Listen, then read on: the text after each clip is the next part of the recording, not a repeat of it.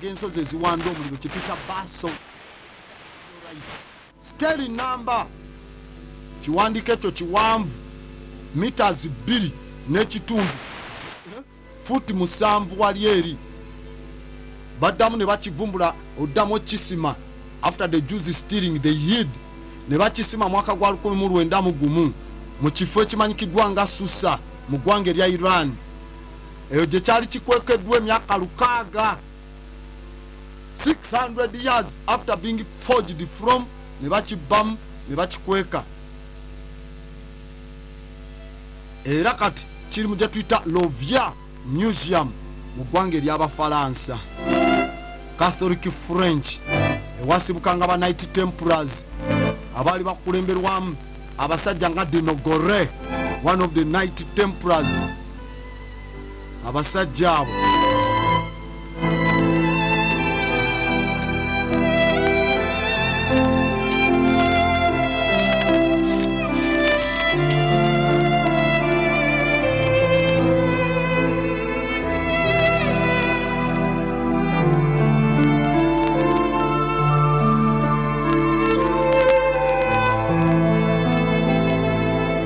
balina omusajja waabwe gwe bayitanga Demorey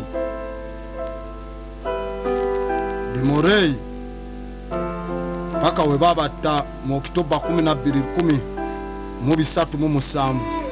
Kati awo Grand Master w'aba Knights Templars bamuyitanga Jacques Demorey. Awo we bamutira ku church eyo juze yakwata omuliro eriko ebifaananyi by'embwa eriko abantu abanuuna obusolo bw'abasajja. Church eya Notre Dame mu France. Notre Dame, the Freemasons Church ey'aba Knight Templars.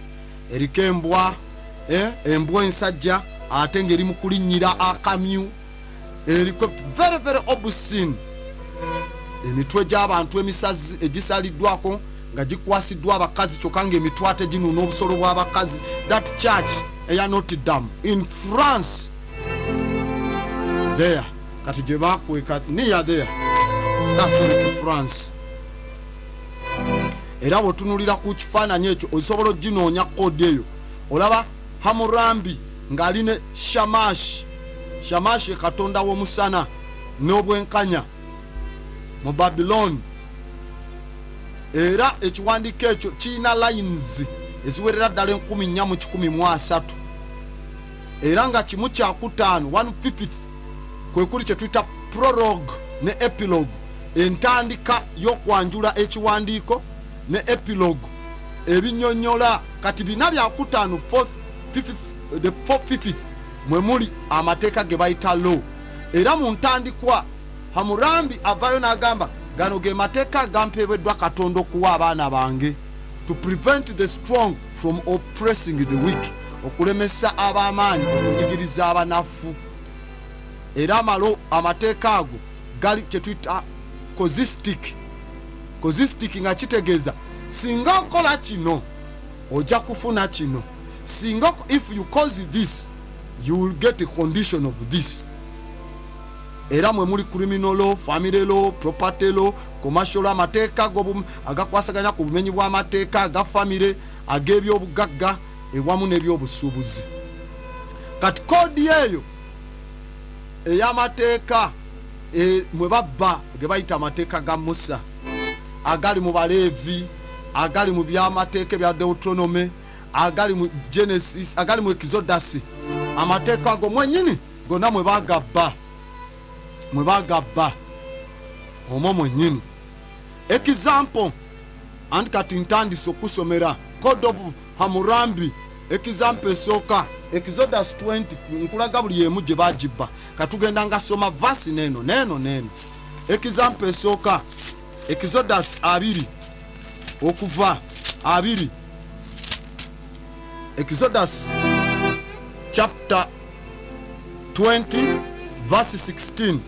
Olunyiri lwa 16 mu Bible wagamba, thou shalt not bear false witness against thy neighbor. Tovangayo n'owa era gwe tojja kuwa bujulizi bwa bulimba ku mulirwanawo. Now nkugambye ziri line mu code eya Hammurabi, ziri line 1413 kati Exodus esura ya 2 olunyiri 18 baluba ku line eyokusatu mu code eya Hamurambi katekako code of Hamurambi 3 wagamba we what if a Sonia came forward with the false testimony in a case and has not proved the words which he spoke, if that case was a case involving a life, that Sonia shall be put to death. Kasita wavaayo omuntu gw'obeera naye ku ttaka oba neibawo yenna n'avaayo n'awa obujulizi obw'obulimba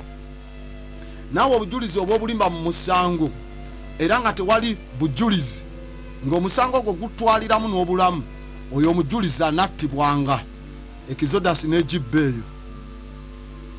Exodus tukyalimu Exodus okuva chapter 21 verse 24 esura ya 21 olunyiriri lwa 24 lugamba we luti eye for eye, tooth for tooth, hand for hand, foot for foot, liiso ku liiso, linnyo ku linnyo, mukono ku mukono, kigere ku kigere. Bongira eriiso naawe onaagira bwotyana nga bagamba natisamu n'ekitala natisibwanga kitala. Eyo layini ya 1996 mu code eya Hamurambi. In the code of Hamurambi line nkugambye ya 1996 Hamurambi 196 egamba we what if a neighbor has destroyed the eye of a member of the aristocracy, they shall destroy the eye. If the neighbor has knocked then ya 1996 eya 2 line eya 2 mu code of Hamurambi 200 egamba neighbor whereby if a neighbor has knocked out a tooth of a senior of his own rank, they shall knock out his tooth. Singa neighbor jamu erinyo lyoyo munne bwebenkana oba gwe babeera naye era naye erinyo lye linagibwangamu. Eye for an eye, tooth for a tooth. To see tuli mu kulaba code where they steal and forged all of these things. Ebirala tubisanga mu gye tuyitadde code oba gye tuyitadde Urunamu code. Urunamu UR space NAMMU eyo nayo yamateeka wansi wa Sumerian code. Eyo yawandikibwa mu mwaka gwa 1008 BCE before the common era, gye myaka 1381 okuva kati. Then waliwo endala nkulaga code ze babbamu amateeka nkuyisizaamu mangu tugende mu ndala. Tulina gye tuyitadde Hittite code HITTITE code. Amateeka ago ge gamu agali mu Hamurambi laws era Hittite code erina paragraphs 200 paragraphs eziregulatinga okulaga engeri gye bayisaamu omuntu ayeeyisiza obubi, sexual immorality. Ayagadde omuwala omuto tomusiba ojja kumusasula bino ne bino, financial concerns. Era Bahitites balimanga bare n'eŋŋano era nga bakola bbiya, kati kye bakozesa ng'ensimbi zalinga silver, feeza, era nga bagamba oba osanze omuwala n'omwegomba n'omukozesa bazadde bo n'abasasulanga feeza. Bye twalaba luli, pay him 50 pieces of silver, this and this from the Hittite code. Endala gye bayita the Assyrian code yo yafulumizibwa ayitibwa the Tiglath-Pileser 1. Tiglath TIGLATH Pileser PILESER asoko yali emperor wa Assyria okuva mwaka gwa 1115 paka mwaka gwa 1707 BCE. Nga gino emyaka 1221 tegiriko kati gigatte ku giri 1015. Eyo kwasaganya ku kye tuyita social concerns, interests ewamu ne government. Eyo yavumbulwa wali mu Iraq mu kifo ekiyitibwa Ashua, era biwandiko biri ku kile tablets ziri 15. Era omwo ebiwandiko ebirala ebya Exodus, ebya Deuteronomy, eby'ekyamateeka ekya Bible ne Leviticus eky'Abaleevi byonna babibba ku eyo the Assyrian code. era tulaba ebigambo mu ebyo mwe babba mwe muli gye tuyita the words of Ahika. Follow words of Ahika. Grandmaster eddakiika zisigaddeyo 5 okyalina page endala 34. What are you going to do? Words of Ahika. Ebigambo ebya Ahika ate nga tusoma mu kitabo eno neeno. Ahika mu bitabo bya ebigambo bya Ahika. Ahika is AHIQAR. Wandiko gambe the words of Ahika. Ebigambo bya Ahika. Ahika AHIQAR. Ahika oyo gwenjogerako yali advisor mu w'amagezi eri Sennacherib. Sennacherib yali kabaka wa Assyria okuva mu mwaka gwa 7 paka 681 BCE. Kopi eyo bagijja ina sheets 11 eza palimpsest papyrus. Otugamba palimpsest kitegeeza bawandikako ko emabega ne baddamu ne bongerako wandikako. Era nga eno yasangibwa mu Elephantine. Wenjogera Elephantine ndi mu kwogera mu Aswan. Aswan mu Africa mu bitundu ebya Sudan mu South Egypt. Ebigambo bya Ahika gye bisangibwa mu Elephantine. Kati katulabe engeri gye babyogerako. Which words mu Bible tugende tulabe. Proverbs tugenze mu bitabo bya engero. Proverbs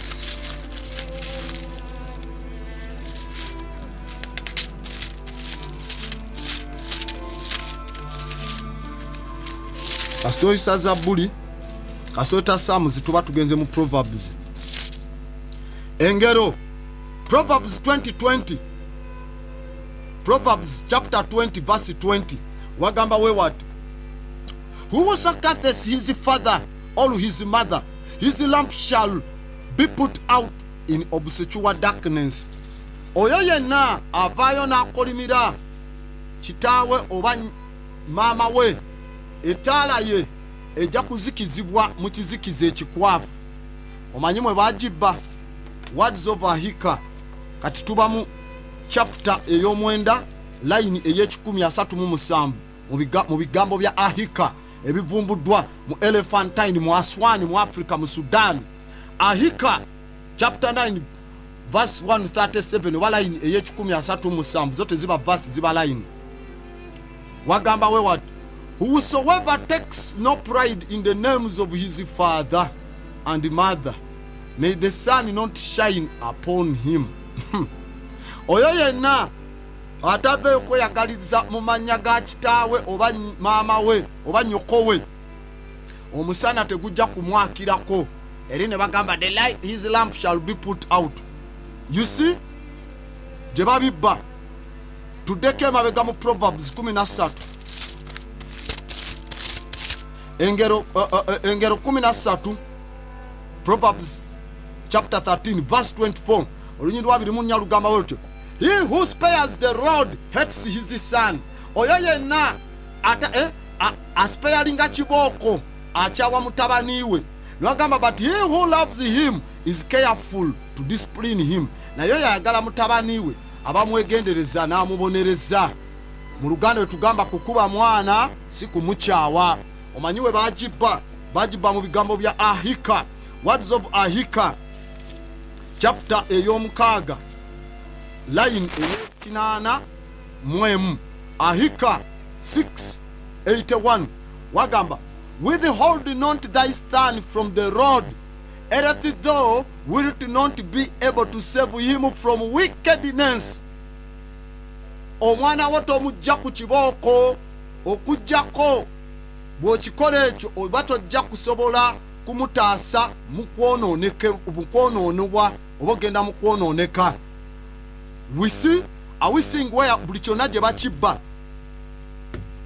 Proverbs engero chapter 25 olunyiriri lwa 15 wagamba we what? Through patience a ruler can be persuaded and a gentle tongue can break a bone. Nga tuyita mu kubanga tugumiikiriza oba mu bugumiikiriza omufuzi asobola okusikirizibwa nabeera persuaded. ate olulimi olugonvu lusobola okumenya eggumba ne bagibbawa. In the words of Ahika chapter 7 line eye15, words of Ahika chapter 7 verse 105 wagamba watya, soft is the utterance of a king, yet it is sharper and stronger than a two-edged knife that can break a bone. Okitegedde? Bwe bugonvu obw'okwogera eri obwakabaka, kyokka ate nga ebigambo biri sharp, byogi ate nga by'amaanyi nga akambe ak'enjoyi, enzira ebbiri ez'obwogi ate nga bisobola n'okutula eggumba. Thieves! Gano gabbi. This is not the word of God. This is stolen work. Mwabewanya ne Bible ba pastor ba reverend ba bishop baani ba sister ba. These manuals are stolen. Sit and learn. This one now, a bishop, you don't know. I know you don't know now. Jendi mukwogera togenda nko mu Kemeti. You've never studied Egyptology. Now you don't know. Also sit and learn. Nchimanyi, you take your notes. Bishops take their notes.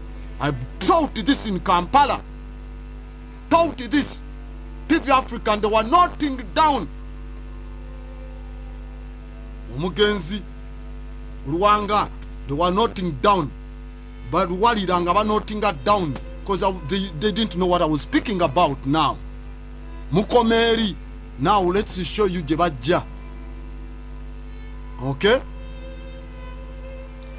Now katugende mu teachings of Amen Opet. Katutujide ddala mu Kemeti. We are showing you Jebaja. Ensomesa za Amen Opet. Amen AMEN. Tekawo kadash ogambe EM. Otekewera kadash ogambe OPET. Teachings of Amen Opet. Obago Twitter Amen Mopet. Teachings of Amen Mopet. Amen Mopet yasomesa mu myaka ejja 13 mu Egypt mu Kemet.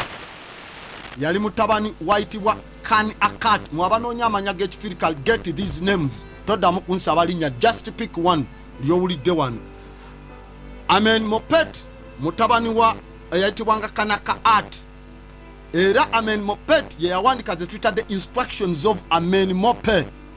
Instructions of Amen Mope. Amen Mope, ebiragiro bya Amen Mope. Amen Mope is AMENEMOPE. Kiwandiko by'amagezi mu biseera ebyaba Pharaoh Ramses oba gye twitadde Ramsedian oba the Ramsed period. Ramses the first, Ramses the second, owokusatu okuno we batyo. Era ono atwalibwanga scribe omuyivu, sage, spiritual and philosophical guide and mentor. Eyaliwo mu dynasty eya20 mu kingdom empya eya Kemet. Era yaberanga mu kifo kye bayitanga Akimim. Please byetwogerako n'emirambo gyabwe wegirine ku biwandiko kwebiri on the walls in Kemet. Tugendagendayo ku trip. You will see it for yourself. Mubyerabire. Olabe how we've been stupefied. Yaberanga mu kifo kye bayitanga Akimim. Akimim AKHMIM. Mu New Kingdom, mu Old Kingdom Akimim bagitanga Ipu. Aba Greek we bajja ne ba Pharaoh babwe abeeru be bayita ba Ptolemies, erinnya ne balikyusa ne bayitayo Panapolis. Era ngayo Akimim oba Ipu oba Panapolis kyali ekibuga ekyessaza ery'omwenda erya Upper Kemet. We tugamba the Nom bazitanga Nomache, Nom of Upper Kemet ey'omwenda. We tugamba Upper Kemet tubeeno mu kusembera okujja mu Sudan, okuyingira mu Southern Sudan, okusemberanga mu Juba we wati eyo. Kubanga Lower Kemet yeri wansi, omugga gye guyira eri ku Delta. Now Upper Kemet yekoma weno. Era annyonnyola ebiwandiiko bino nga biwandikibwa okuva eri taata abiwandikira omutabani, engeri y'okubeerawo obulungi ne mu mpisa ennungi.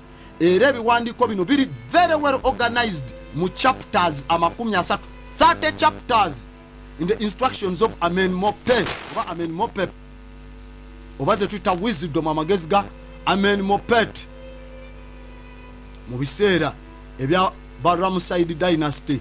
Ramesside dynasty atandika mwaka gwa 1300 BCE paka 1075 BCE. Zino zonna dynasty ino zimanya. Chapters asatu ezokubeerawo successfully ezawandikibwa Amenemopet nga wandikira Amenemopet mutabani wa Kanakat nga wandikira mutabani we. Mu biseera ebyo bya New Kingdom yalinamu obwetwaze n'obwobuntu nga kiraga engeri gy'osobola okutambulamu mu social and economic circumstances olina kuyita bw'otya.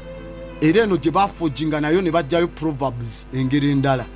Ekiwandiiko kino kisangibwa gye bayita the British Museum Papyrus, era kiri ku gye bayita British Museum Papyrus 10474. osobola okinoonyaako n'ogamba British Museum Papyrus. Papyrus is Papyrus 10474.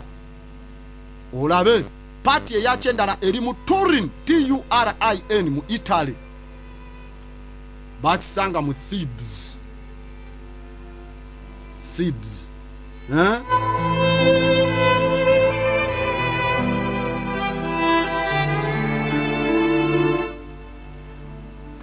Era kivaayo ne kitunyonnyola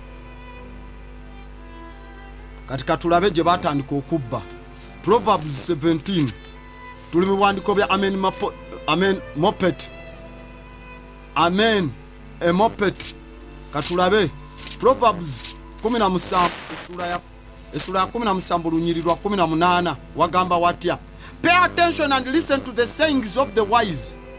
Mu Bible, apply your heart to what I teach, for it is pleasing when you keep them in your heart and have all of them ready on your lips. Tekayo amatu owulirize bye ŋŋamba, ebigambo by'abagezi obiteeke mu mutima gwo mu ebyo bye nsomesa, kubanga bisanyusa kasita obikuuma mu mutima gwo, era ojja kubiba nabyo nga byetegefu ku mumwa gwo. Proverbs chapter 17 verse 18. Babibawa chapter eyokusatu eya teachings of Amenemopet, chapter eyokusatu olunyiriri olw'ekumi lugamba weruti, give thy ears, hear what is said, give thy heart to understand them, let them rest in the casket of thy belly, that they may be a key in thy heart for your lips to pronounce. Mama nyabo bali babba waya amatugo owulire ebigambibwa, biwa omutima gwo obitegeere, leka biwumule mu casket eyo, kati casket of the belly gwe gwandibadde ng'omutima, sanduuka eyo eri mu mubiri gwo oba mu lubuto lwo, nti leka bifuuke ebisumuluzo by'omutima gwo, omumwa gwo gusobole okubyatula byonna babibbeeyo. Proverbs 22:22. Proverbs engero esula ya 22 olunyiri lwa 22 lugamba lutya, do not exploit the poor because they are poor, and do not crush the needy in court. That is in the manual, chloroform in print. Gamba nti to exploit nga tonyunyunta baavu kubanga baavu, ate tobanyigiriza abeetaaga ng'obalese mu kooti zo oba mu mbiri zo. Ne babibba mu teachings of Amenemopet chapter eyokubiri line esooka egamba etya, teachings of Amenemopet chapter 2 line 1 egamba, guard thyself against robbing the oppressed and against overbearing the disabled in your courts. Mwekuume mubeere nga temubba banyigiriziddwa, era mwekuume obutanyigiriza abo abalinako obuvune nga bazze mu kotisi zammwe. We are seeing everything gye bakibba, tuli mu kulaba. Proverbs chapter 25 verse 21 to 23. Proverbs 25 verse 21 to 23. Engero esula ya 25 olunyiri lwa 21 ku lwa 22 lugamba, if your enemy is hungry, mu Bible, if your enemy is hungry, omulabe wo aba n'enjala, give him food to eat, muwe emmere alye. If he is thirsty, give him water to drink. Waba ina nyonta muwa amazzi okunywa. And doing this, mukola kino, you will heap burning coals on his head. Ojja kuba mutaddeko omuliro gw'okyo gw'amanda ku mutwe gwe, and the Lord will reward you. Era Katonda ajja kusasula. Ne bakibbawa. Teachings of Amenhotep, chapter 5, line eyomunana. Wagamba watya? Leave him in the arms of the God, that who is your enemy. Muleke oyo mu mikono gya Katonda, oyo mulabe wo. Fill his belly with the bread of thine. Olubuto lwe lujjuze n'ebyokulya byo by'emigaati gyo, so that he may be sated and may be ashamed. Ne ku lw'ensonga eyo abeere nga akusibwa kati ataaswale. Oh. Grandmaster, mwali mulowooza tajje? Kati ng'oddamu otunyumiza ono bujwanga bw'obutabo bwammwe. Proverbs 23. Tugende ku ngero 23. Engero 23. Tukyali mu ndagaano empya. Lulinja kujja endagaano enkadde, lulinja kujja n'empya. Newe naakoma tujja kwongerezaawo kuba ndaba obudde butambula. Engero Proverbs 23 verse 10 to 11. Esula ya 10 wagamba, do not move an ancient boundary stone or encroach on the fields of the fatherless. Tosemvulanga akayinja akakadde ak'ensalosalo, oba yandibadde ng'empwanyi, oba n'oyingirira ettaka lyabo abatalina kitaabwe. For their defender is strong. Oyo mulwanyirizi waabwe w'amaanyi. He will keep up their case against you. He will take up their case. Omusango gwabwe ajja gukwasaganya akulumbe. Ne babibbawa. Mu nsomesa za Amenhotep, the teachings of Amenhotep, chapter eyomusanvu, line eyo13 paka ku 15. Line eyo12 ku 15 wagamba wati, do not carry off the landmark of the boundaries of the arable land. Tositulangawo laama eyo bampwanyi ey'ensalosalo ku ttaka eririmibwako of the fatherless, eryabo bamulekwa abatalina kitaabwe. Don't disturb the portion of the measuring cord. Tokyankalanyanga position. Don't disturb the position ekifo kya measuring cord we bapimiridde obuyinja obwo. Wano ono wakoma n'ono ne wagamba, be not greedy after a cubit of land. Toba mulyake kubanga oli mu luvu olw'empima ey'akataka bwe kati akatini. Nor encroach upon the boundaries of a widow. Newankubadde okuyingirira ensalosalo za namwandu, kuba yabasigazza abaana, ekitegeeza abannamwandu, the children are fatherless. You're bad. You're bad. Engero Proverbs 15 tukulaga muri Bible scriptures zonna gye bazibba. This is not God. They stole from Africans. They stole from Sumer. They stole from the Akkadians. They stole even from the Greeks and Romans. Proverbs is 15. Engero 15 nyirwa 16. 15 wagamba, better a little with the fear of the Lord than great wealth with the turmoil. Kisingako akatinyako koyina ng'otya Katonda mu kifo ky'okubeera n'obugagga obungi naye ng'oli mu kavuyo nga si bya bwa Katonda. Kwennyini ku chapter eyo16 mu ngero Proverbs 16 verse 8, engero 16 ey'omunaana ne wagamba, better a little with righteousness than much gain with justice. Kisukulumako kuba n'akatini naye nga kalimu obutuukirivu mu kuba n'ebingi ebitalimu bwenkanya. Ne babibbawa. They stole from Amenhotep, teachings of Amenhotep, chapter eyomunana line eyo19. Egamba, better is a measure that the God gives thee. Kisingako ku bipimo ebyo Katonda byakuwa than 5,000 taken illegally. Mu kifo ky'okuba ne15 ebitwaliddwa mu bumenyi bw'amateeka nga si bituufu Katonda si yabikuwadde. Now the 5,000 wano wetulaba ate webakopa. And Jesus fed 5,000 people.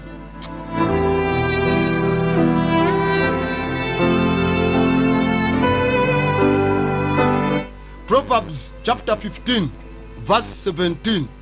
Engero sura ya 15 olunyiri lwa 17 ziwandiike nga bwe nzisoma ojja kuddamu do your homework. Wagamba we what? Better a meal of vegetables where there is love than a fattened calf with hatred. Kisingako ekijjulo ekyebivavava nga naye mulimu okwagala mu kifo kya ente oba ennyana ey'amasavu naye nga mulimu obukyawe ku kijjulo ekyo. Era mu ngero zennyini Proverb chapter ya 17 olunyiriri olusooka ne lugamba better a dry crust with peace and quiet than a house full of feasting with stiff. Kisingako okubeera mu kifo ekikalu nga waliwo eddembe n'obukakamu, mu kifo ky'okubeera mu nju ejjuddeemu ebikujjuko by'okulya naye nga mulimu obutakwatagana. Ne babijjawa Teachings of Amenhotep verse 9 oba chapter 9 olunyiri line ey'omwenda. Amenhotep chapter 9 verse 9 wagamba better is the bread when the heart is happy than riches with the sorrow.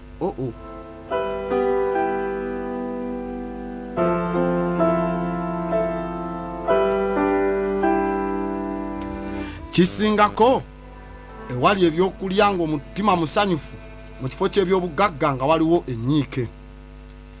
Proverbs chapter 22 verse 24 to 25.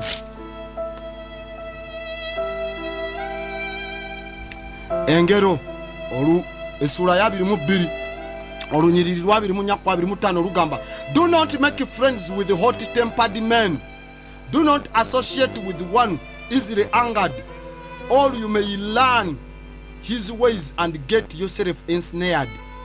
Tokola mikwano n'abantu abapangulukuka amangu abanyiga amangu. To associate nga tobeera n'abo abanyiga amangu oba oyinza okuyiga emikola zaabwe ne weesanga ng'ogudde mu katego. Bakikopawa Teachings of Amenhotep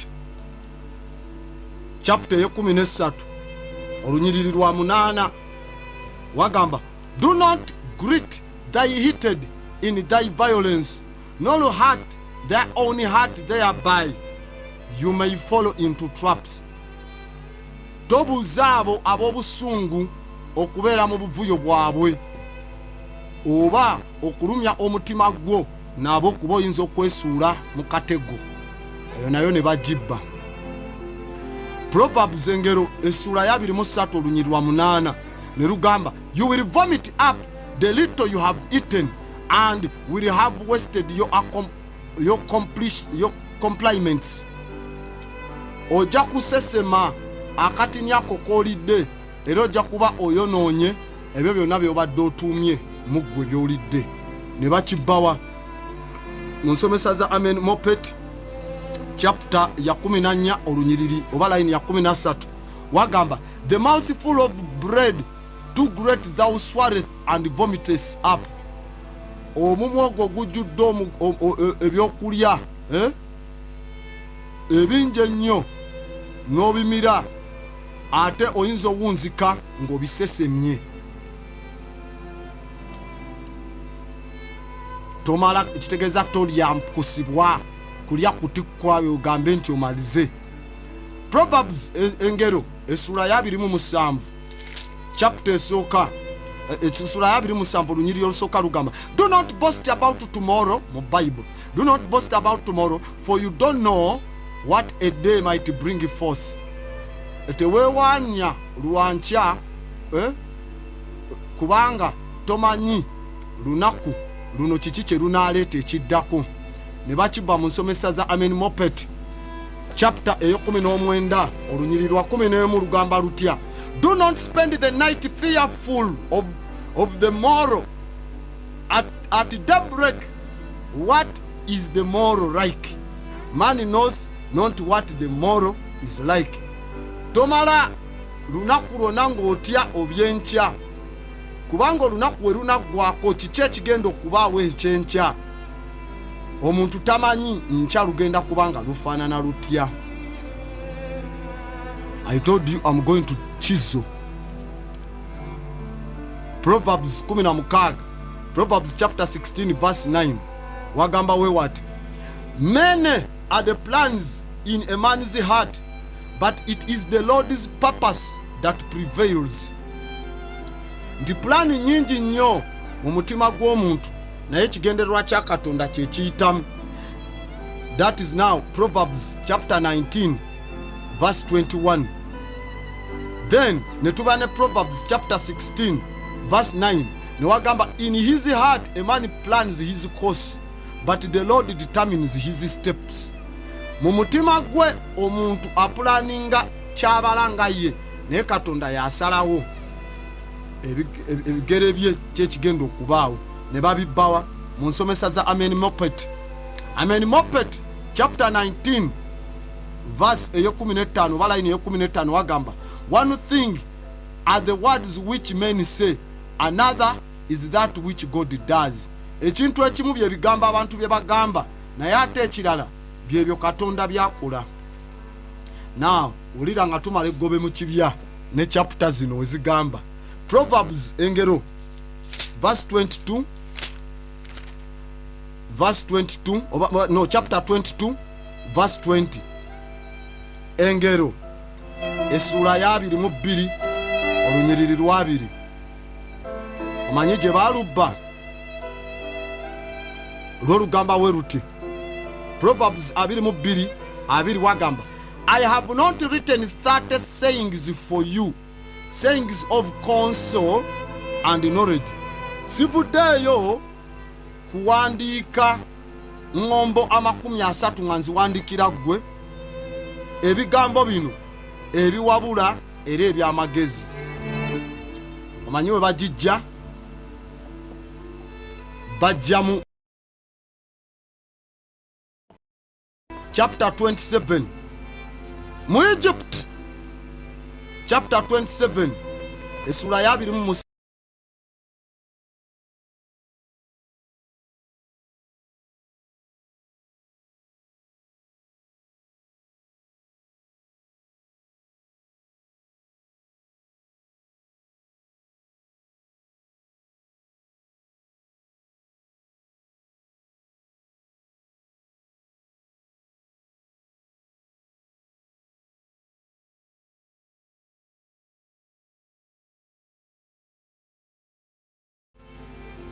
kuba nkomye namu hafu ndowooza kati tulina ensomesa za Tahotep.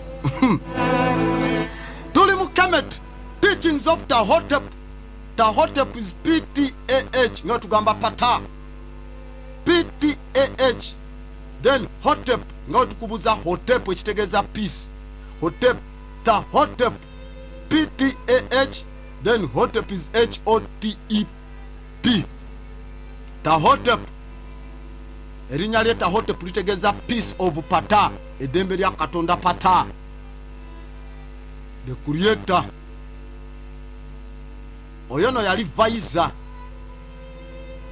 mu myaka gya 10,500, no, myaka gye 12,500 BCE, gye myaka 14,500 okuva kati, era nga yali awandiika mu biseera ebya dynasty eyokutaano eya Egypt. Dynasty eyokutaano yerimu bakufu baani ba great pyramid builders, 5th dynasty. Tahotep mwe yasomeseza the teachings of Tahotep. Tuli mu bitabo biri mu myaka tuli mu bitabo biddayo myaka 15 before any European. Ekyabo nagamba bakitadde Iliad and Odyssey. Myaka gya 5 BCE we batandika okiwandika 514 BCE. Fe tuli myaka 2500 tuwandiika. Then a fool tells you they taught you how to read and write. Bogus. Teachings of Tahotep. Tuli mu Kemet. Tahotep oyo ye yali chief administrator ow'ekibuga, ate nga Vaisha oba Visha aba prime minister mu biseera bya Farao oba Farao ayitibwa Jedekare Isis oba Isis. je déclare DJEDKARE ISES ISESI ye yali prime minister wa Pharaoh je déclare ISIS wa dynasty yokutano era Tahotep ye yawandika ze Twitter the maxims of Tahotep, maxims MAXIMS of Tahotep, amagezi agokuntiko ne philosophy owobutegevu wa Tahotep era bye bimu ku biwandika ebiraga wisdom literature owa Kemet nga instructing abato engeri gye balina okweyisaamu. Tahotep ono yalina mutabani we mwabanoonya amanya g'abaddugavu, this is mufuna amanya, yalina mutabani we gwe bayitanga Akhetep. Akhetep AKHETHETEP Akhetep era naye yafuuka vaija ku Pharaoh yaddako era naye yafuuka prime minister nga kitaawe. Kati Tahotep n'abo bonna abamuvaamu abaana be baziikibwa tujja gendawo mu Saqqara ku tombu yaabwe. Pyramids zino ze tuyita Mastaba ez'amadaala step pyramids ze tuyita Tahotep's tomb eri wali eri ku Mastaba mu North Saqqara era tugiyita Mastaba D62 eyo gyeba eyo yebiseera Tahotep yali mugezi we yamanya nti omubiri gwe gukooye n'atandika okubeera mu piramidi ye mu ntaanaye aleme bateganya kumusika mu jeeri era awo wennyini we yawunzikira ne bamu mamifyinga obulamu bwe n'asigalawo. Mastaba D62 Mastaba MASTABA Mastaba bazimbanga nagamba nga okwata ejjinja lya kilo 2 wansi nga gazi n'otuusaako erya kilo waggulu gakola amadaala erya kilo n'olituzaako haafu erya haafu n'olituzaako kwota kati ogalaba gagenda gakola amadaala ekyo tuyita Mastaba etali straight pyramid eri wabula egenda bwetu gye tuyita step pyramid ng'eya Pharaoh Zoja ali mu Mastaba D62. Muzzukulu we ate ye bamuyitanga Tahetep si Tahotep Tahetep PTAHHETEP Tahetep Tishefi Tishefi is TSHEFI oyo yali wateranga naye veija era naye muzzukulu we era naye yali prime minister wansi wa Pharaoh amanyikidwa nga Pharaoh Yunas oyo naye yaziikibwa wali eri mu Mastaba eya kitaawe yakola nene n'abazzukulu be mu bali bazika eyo tugita Mastaba 64.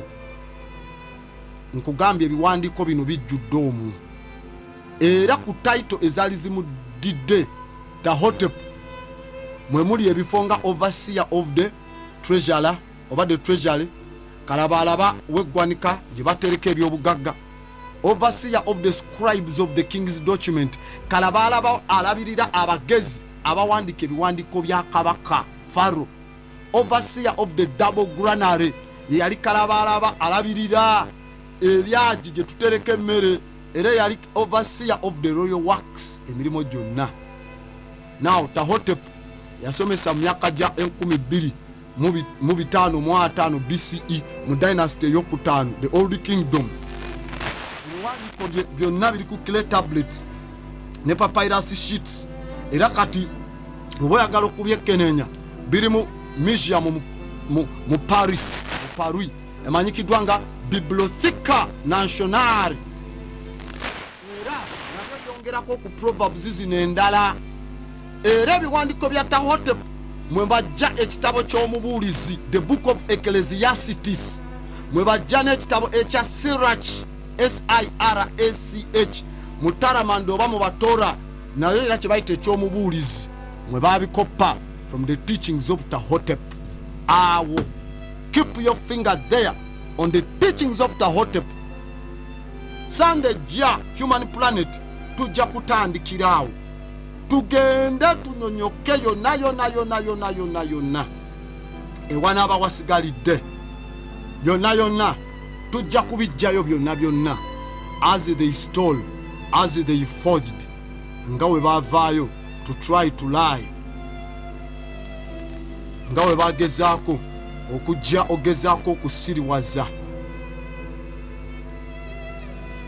okujjawo amagezi ga Africa ag'omusono.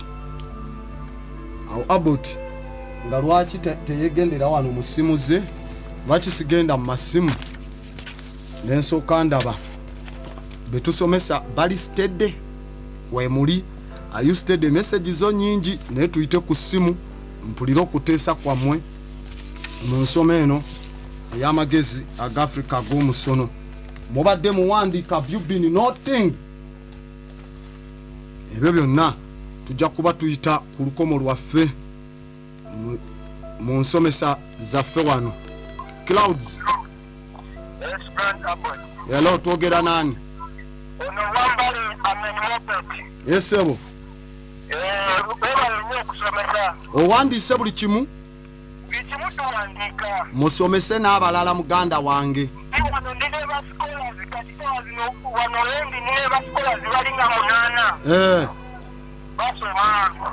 Kituufu mwe bali kusoma.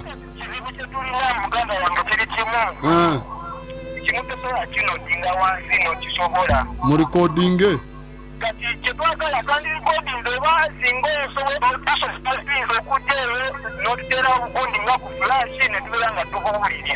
obutambi nagamba bwomisinga akatambi kaba ka mutwalo so kyovola bwino okubaayo notinge very attentive.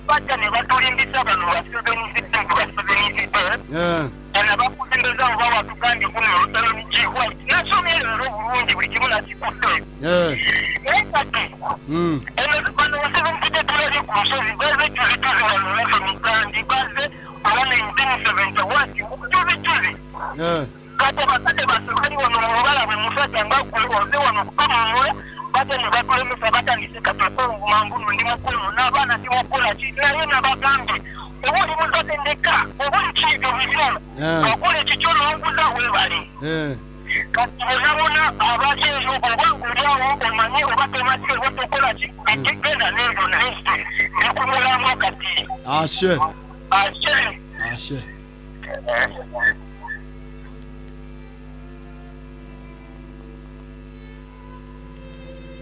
Tuli mu nsoma ey'Afrika y'amagezi g'omusono ku studio line yaffe Clouds FM. Hello, Grand Abbott. Alo, twogedde nani? Onemutake Kitumba.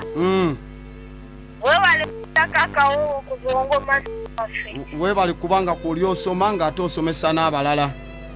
Era naye Abbott gyengamba. Amanya ng'ospellinga speed sina lyenkutemu ne.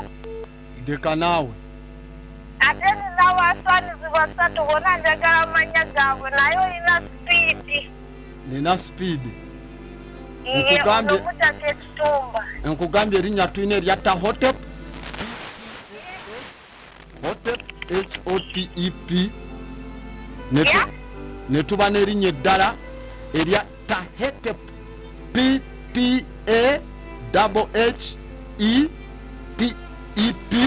then Tishefi is THSEFI then netuba ne Aket Hetep AKHETHETEP. Ashe.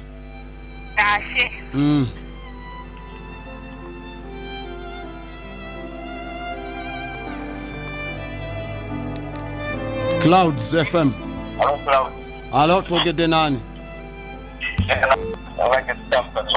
Esebo. Master program. We bali kubanga kuli. Kale man. Ashe. Master Kimbandi Mboza. Rwanda bakristo bano abawala bakata moyo achabale moyo tabakwa kuba kwekoza kulaga basajja nti ye mti Katonda mwagala nnyo baba babulwa ddaba bawasanga bakola demizeeyo nti oli alinyibwako moyo kyeka Katonda gwalinamu omukisangire biba bya kwekoza forgery. Kale nyanza ma. Ashe.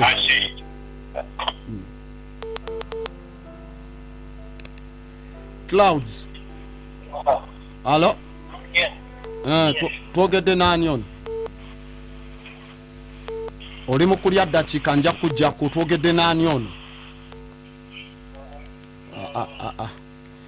tetujja kuddamu kweroboza wano gamba yukol ng'omanyi omulamwa bwe tuliko olina okuba ng'oli mu straight line weetereeze. Clouds esebo twogedde n'ani? Esebo mukulu Busingi. Munaye mfunye wennyira. Nasoma ku kira. Omusajja abagamba munoonye ebitabo muwandiike ebikasa ebitabagasa mu jemu. Kati awo ompadde bino. Ekitegedde. Otandise okulaba gye tugenda? Era. Webale kuweereza. Ashe musomese n'abalala n'abaana bammwe. Information tubigisigaza bokka musomese ab'eŋŋanda zammwe n'abalala ne bakwano bammwe. Ashe.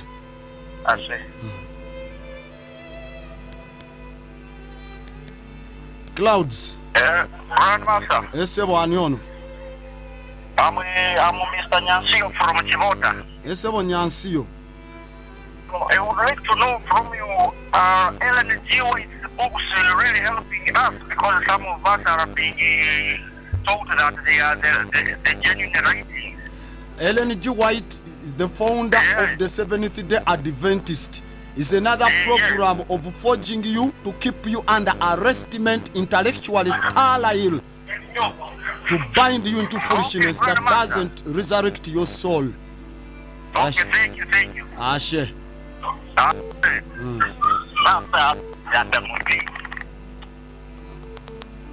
Okay. Clouds, hello? Hello? Esebo ani ono?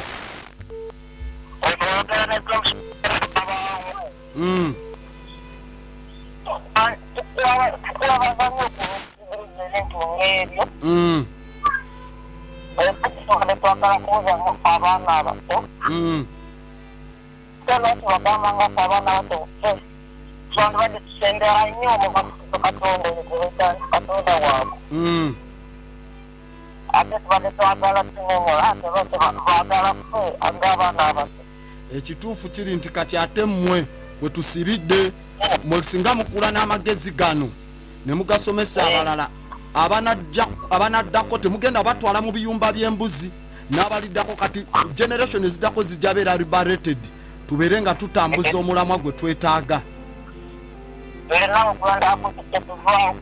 Ashe, muli basaale nnyo. Ashe.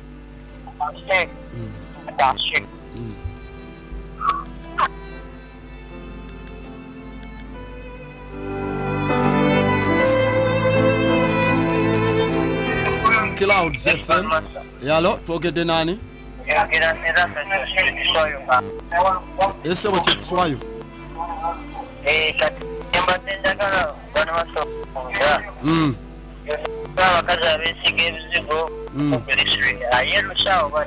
Mbesiga bizigo ki? Esi mulungi oyo naye. It's not good for the body, blocking skin powers, then secondly, depleting melanin. Ate sobola kukozesa akatongolo ky'omu oba galiki okuwonya gombe STI.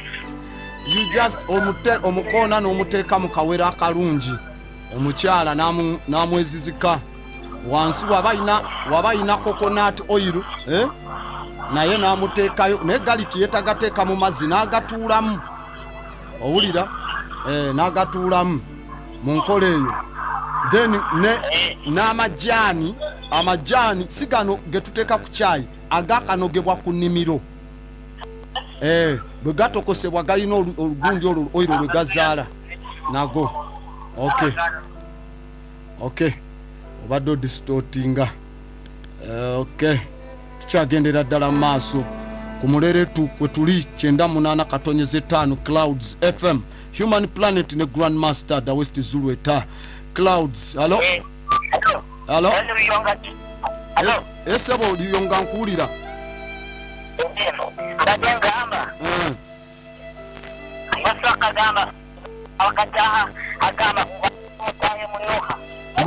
Mbuki? sikuwulira tereza olulimi sikuwulira ddala engeri gy'oyogeramu sikuwulira mu butuufu tubeere kiriya nga twogera Clouds alo esebo aspalta mazilinga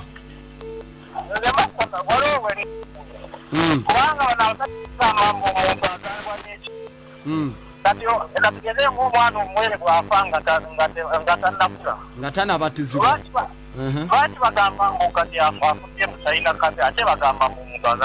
ndowooza kati naawe otandise okubakwata ensobi olaba obutumbavu bwabwe n'obujega ekirungi kati muzuukuka ashe Clouds alo esebo twogedde naani ono esebo asikaali asiimwe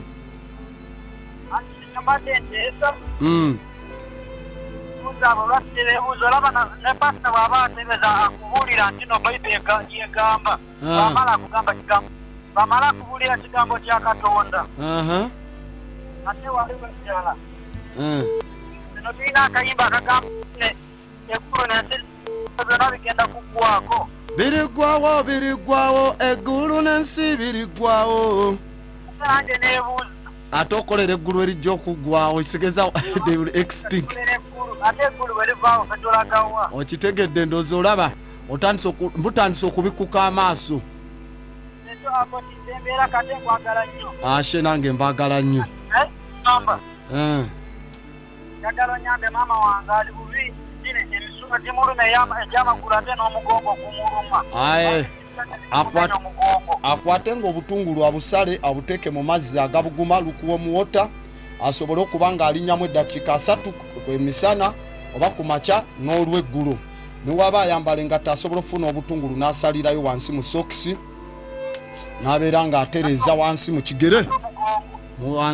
kigere omugongo tulina gali amayinja ge tuyita amasedde tugabugumyako nga tugataddemu tugasooka netugateeka mu kyoto ne gabuguma oluvannyuma ne tugateeka mu muzigo ogwandibadde ogw'ente then ne tugamuteeka mu layini eno ey'omugongo ne tubeera nga tugasiga nga tugatambuza mu layini y'omugongo the backbone.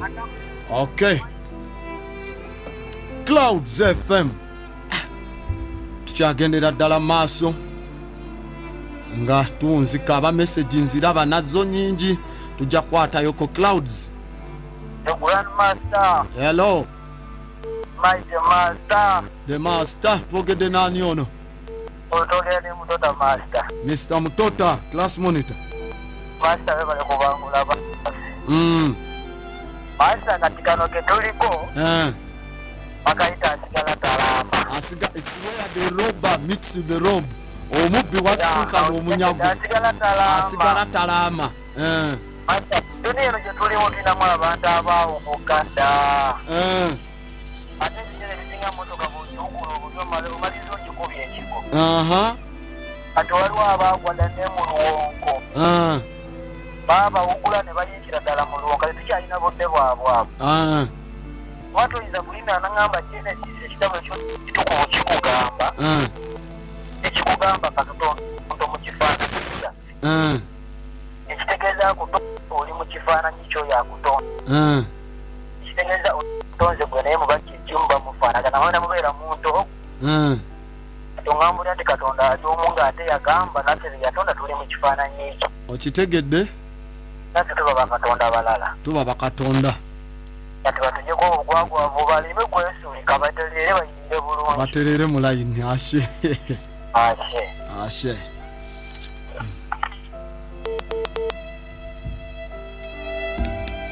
Clouds FM.